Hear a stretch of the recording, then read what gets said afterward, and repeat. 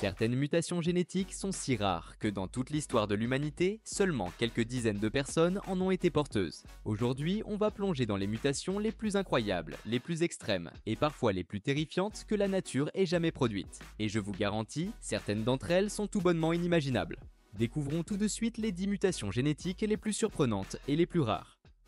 Certaines personnes naissent avec un petit truc en plus. La polydactylie, ou plus concrètement, la présence d'un doigt supplémentaire, est bien plus courante qu'on ne le pense. Environ une personne sur 500 naît avec cette particularité génétique. Cette mutation liée à un problème dans les gènes qui régule la formation des doigts durant le développement embryonnaire se transmet de manière autosomique dominante, ce qui signifie qu'un parent porteur de la mutation a 50% de chances de la transmettre à ses enfants. Ce doigt supplémentaire, qui peut apparaître sur les mains ou les pieds, se manifeste de différentes manières.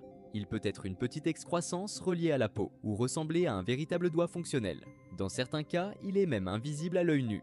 Bien qu'elle soit plus courante chez les populations d'Asie et d'Afrique, elle peut affecter n'importe qui dans n'importe quel coin du monde. Beaucoup de personnes qui naissent avec un doigt supplémentaire choisissent de le faire enlever. Toutefois, il existe aussi des cas où ce doigt est parfaitement fonctionnel et dans certains cas, il peut même devenir un atout. Imaginez qu'un simple faux mouvement puisse transformer votre propre corps en une prison osseuse, bloquant chaque articulation et rendant chaque geste plus difficile. C'est le quotidien de personnes atteintes de fibrodysplasie ossifiante progressive, ou aussi appelée la maladie de l'homme de pierre. Cette maladie génétique extrêmement rare qui transforme progressivement les tissus mous du corps en os touche environ 800 personnes dans le monde et les conséquences de cette maladie sur la mobilité et la qualité de vie des patients sont dramatiques. La FOP est causée par une mutation génétique dans le gène ACVR1 qui joue normalement un rôle dans la régulation de la croissance osseuse. Lorsque ce gène est défectueux, il entraîne la formation de tissus osseux là où il ne devrait pas y en avoir, comme dans les muscles, tendons et ligaments. Ce processus lent mais inéluctable réduit progressivement la capacité du corps à bouger. Les premiers symptômes apparaissent souvent dans l'enfance. Les patients souffrent de gonflements ou d'inflammations dans certaines parties du corps, et à mesure que la maladie évolue, ces zones se transforment en os, empêchant ainsi les mouvements. Cette ossification progressive, souvent déclenchée par un traumatisme ou une blessure, empêche les articulations de fonctionner normalement. Les blessures, même minimes, peuvent accélérer cette ossification et aggraver la situation. Cela impose aux patients un risque constant, car chaque choc pourrait provoquer des complications majeures, comme une perte de mobilité.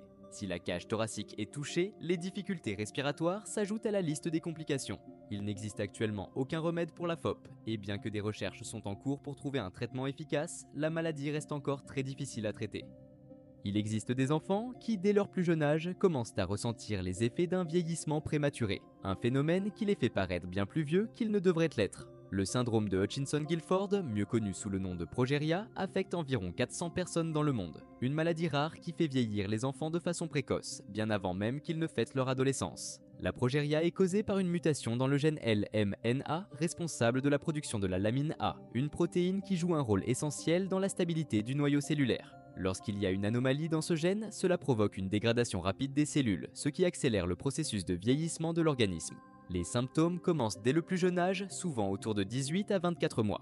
Les enfants atteints de cette maladie ont une croissance ralentie, un visage caractéristique avec des traits affinés et une peau qui devient fine et ridée. En raison du vieillissement accéléré de leurs cellules, ces enfants sont fréquemment confrontés à des problèmes cardiaques, des cataractes et à une perte progressive de leur masse musculaire. Bien que leur apparence puisse ressembler à celle d'un adulte vieillissant, leur esprit reste celui d'un enfant, débordant d'énergie malgré un corps qui trahit leurs véritables âges. Malheureusement, cette maladie réduit considérablement leur espérance de vie, souvent limitée entre 13 et 20 ans.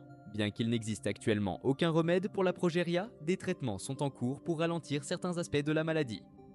Naître avec une mutation aussi rare que celle du syndrome de Laron, c'est être parmi les 350 personnes dans le monde à vivre avec cette anomalie génétique fascinante. Cette mutation touche un gène essentiel, celui du récepteur de l'hormone de croissance. Le corps produit bien cette hormone, mais elle ne peut pas être utilisée par les cellules, un peu comme si un téléphone sonnait sans que personne ne décroche. Concrètement, cela signifie que la croissance est bloquée dès la naissance. Les enfants qui en sont atteints grandissent beaucoup plus lentement et n'atteignent souvent jamais plus de 1,30 m à 1,40 m à l'âge adulte. Découvert pour la première fois en 1958 par le pédiatre israélien Zvi Laron, la majorité des cas recensés se trouvent aujourd'hui en Équateur, en Israël et dans des régions isolées où la consanguinité a favorisé la transmission du gène. Mais ce qui intrigue vraiment les scientifiques, c'est que ces personnes semblent être naturellement protégées contre des maladies graves telles que les cancers, le diabète de type 2 et les maladies cardiaques. Le secret pourrait être lié à leur métabolisme particulier. Moins d'activité dans les voies cellulaires responsables de la prolifération, moins d'inflammation chronique et moins de stress oxydatif.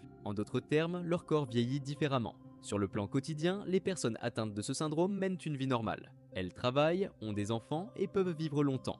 Certains rapports indiquent même que leur espérance de vie pourrait être prolongée, malgré leur taille plus petite. Aujourd'hui, le syndrome de Laron suscite un vif intérêt dans le milieu médical. Comprendre les mécanismes de cette mutation pourrait offrir de nouvelles pistes pour traiter le cancer ou développer des thérapies anti-âge.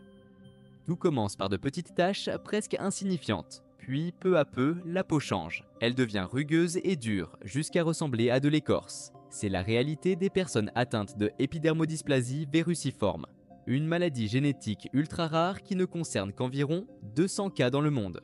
Le problème vient du système immunitaire de la peau, incapable de contrôler certains virus, notamment ceux de la famille HPV, responsables habituellement de simples verrues. Sauf qu'ici, l'infection se développe sans limite. Résultat, la peau forme des excroissances étranges qui peuvent envahir les mains, les pieds, les jambes, et parfois tout le visage. De loin, certains pourraient croire à des branches ou à du bois. C'est d'ailleurs ce qui a fallu à cette maladie le surnom de maladie de l'homme-arbre.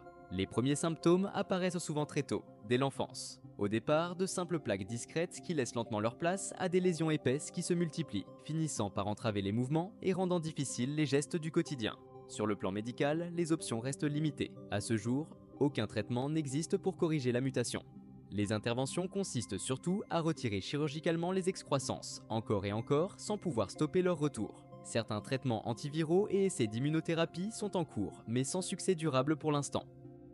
Dès la naissance, certaines personnes voient le monde d'une manière bien différente. Pour elles, chaque rayon de lumière est une agression. Pas d'iris pour filtrer, aucune protection naturelle contre l'éclat du soleil, des lumières artificielles ou même des simples reflets. C'est ce qu'on appelle l'aniridie congénitale. Une maladie rare où l'iris, cette membrane colorée qui règle normalement la lumière, est partiellement ou totalement absente. Résultat, une hypersensibilité permanente, une vision floue, instable et souvent un nystagmus. Ces mouvements incontrôlés des yeux qui rendent l'image encore plus difficile à fixer. À l'origine de cette condition, une mutation du gène PAX6, essentielle pour le développement de l'œil. La vision des personnes atteintes est instable, floue et se détériore avec le temps. Beaucoup développent des cataractes précoces, du glaucome et doivent multiplier les opérations pour essayer de sauver ce qu'il reste de leur vue. L'aniridie congénitale reste extrêmement rare. Elle touche environ une naissance sur 50 000 à 100 000. Dans 2 cas sur 3, c'est héréditaire. Si un parent est atteint, il y a une chance sur 2 de transmettre l'anomalie à ses enfants. Mais il arrive parfois que la mutation apparaisse spontanément, sans prévenir. Il n'existe à ce jour aucune solution pour restaurer un iris absent. La seule option reste de porter des lentilles spéciales qui simulent un iris et filtrent la lumière, ou des lunettes très teintées pour tenter de limiter l'inconfort. Parmi les anomalies génétiques les plus extrêmes connues à ce jour, la tétra amélia reste l'une des plus rares et des plus redoutables. Cette mutation génétique causée par une anomalie du gène WNT3 interrompt très tôt le développement des membres dans l'embryon. Résultat, les bras et les jambes ne se forment pas du tout, laissant l'enfant venir au monde avec un tronc seul sans aucun membre. Aujourd'hui, dans le monde entier, on estime qu'il existe moins de 100 cas de tétra amélia recensés, moins d'une centaine d'êtres humains face à un défi physique total. Le premier cas documenté de tétra amélia remonte à 1935, un cas qui a immédiatement attiré l'attention du monde médical en raison de sa rareté. Mais cette mutation ne se limite pas seulement à l'absence de membres, elle s'accompagne fréquemment d'autres anomalies internes, touchant des organes vitaux comme les poumons, le cœur ou même le système nerveux. Ces complications rendent la survie particulièrement difficile, et dans de nombreux cas, les enfants affectés ne survivent pas au-delà de leurs premiers mois de vie. Mais la gestion médicale précoce joue un rôle majeur et dans certains cas permet de vivre une vie des plus autonomes possible. Cette condition extrêmement rare, qui est souvent unique à chaque individu, rend la recherche scientifique sur cette mutation encore plus complexe. Cependant, ces dernières années, des améliorations technologiques ont permis de faire des progrès notables dans l'adaptation du quotidien des personnes atteintes, mais le combat reste constant. Et si la douleur n'était qu'un concept étranger à votre corps? Une mutation génétique rare permet à certains de vivre sans jamais ressentir la moindre souffrance. L'insensibilité à la douleur ou CIP est un phénomène surprenant qui se produit à cause d'une mutation dans le gène SCN9A qui joue un rôle clé dans la transmission des signaux de douleur à travers le système nerveux. Un phénomène d'une extrême rareté, car seulement une centaine de cas ont été recensés dans le monde. Cette pathologie a été documentée pour la première fois dans les années 1930. Pour ceux qui en sont atteints, la vie quotidienne est marquée par une particularité à la fois fascinante et risquée. L'incapacité de ressentir une douleur, qu'il s'agisse de blessures, de brûlures ou même de maladies. Les personnes atteintes de cette mutation peuvent se blesser sérieusement sans s'en rendre compte. Par exemple, une fracture pourrait passer inaperçue, ou une coupure infectée pourrait se développer sans aucun signe de douleur. C'est souvent après coup, lors de visites médicales ou d'examens réguliers, que ces personnes réalisent la gravité des blessures passées inaperçues. La douleur, bien qu'inconfortable, est essentielle pour nous avertir des dangers et protéger nos tissus corporels. À peine une cinquantaine de cas dans le monde, mais un impact visuel si fort qu'il a alimenté légendes et spectacles. L'hypertrichose, parfois surnommée le syndrome du loup-garou, est une mutation génétique extrêmement rare qui cause une croissance excessive de poils sur le corps. Avec moins de 50 cas répertoriés dans le monde, cette condition est incroyablement rare et fascine les chercheurs. Il existe deux types d'hypertrichose, la forme congénitale qui est présente dès la naissance et la forme acquise qui se développe plus tard, souvent en réponse à certaines maladies ou traitements médicaux. La forme congénitale est la plus intrigante et la plus rare, affectant seulement quelques dizaines de personnes à travers le monde. Historiquement, l'hypertrichose a été observée comme une anomalie fascinante mais aussi inquiétante, qui a souvent été mise en avant dans des spectacles de curiosités humaines. Le plus célèbre exemple reste celui de Julia Pastrana, une femme mexicaine du 19e siècle, qui était surnommée la femme ours, en raison de la pilosité qui recouvrait son visage et son corps. L'hypertrichose est causée par une mutation génétique dans des gènes spécifiques liés à la croissance des poils. Cependant, contrairement à d'autres conditions génétiques, cette mutation n'est pas liée à des problèmes de santé graves immédiats. L'acceptation sociale et la gestion de l'apparence sont des préoccupations quotidiennes. Les scientifiques continuent d'étudier cette mutation pour mieux comprendre son mécanisme. L'hypertrichose, qui est parfois liée à des conditions sous-jacentes, telles que des troubles hormonaux, reste dans sa forme génétique pure une rareté dont les mystères sont loin d'être résolus. Le syndrome d'Unnertan, une mutation génétique d'une rareté presque inouïe, touche moins de 10 familles dans le monde. Cette condition a une caractéristique frappante. Elle semble affecter le développement neurologique de ses victimes, les empêchant d'acquérir des capacités motrices et langagières normales. Mais ce qui le rend encore plus fascinant, c'est qu'il est aussi lié à un comportement étonnant et presque primitif chez les individus touchés.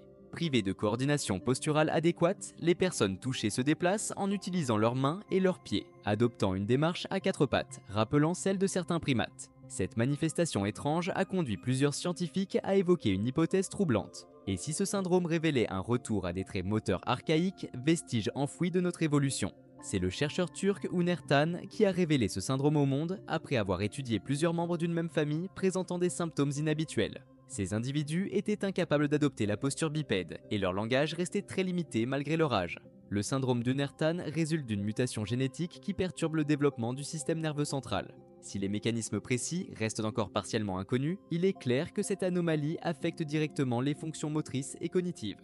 En raison de sa rareté extrême, chaque cas documenté représente une opportunité précieuse pour les chercheurs qui tentent de percer les liens entre génétique et développement cérébral. Ces mutations, bien que rares, illustrent la diversité et la complexité du corps humain et éclairent un pan méconnu du fonctionnement génétique. Si vous avez aimé cette vidéo, je vous invite à liker, partager et à vous abonner. Et on se retrouve très vite pour de nouvelles découvertes.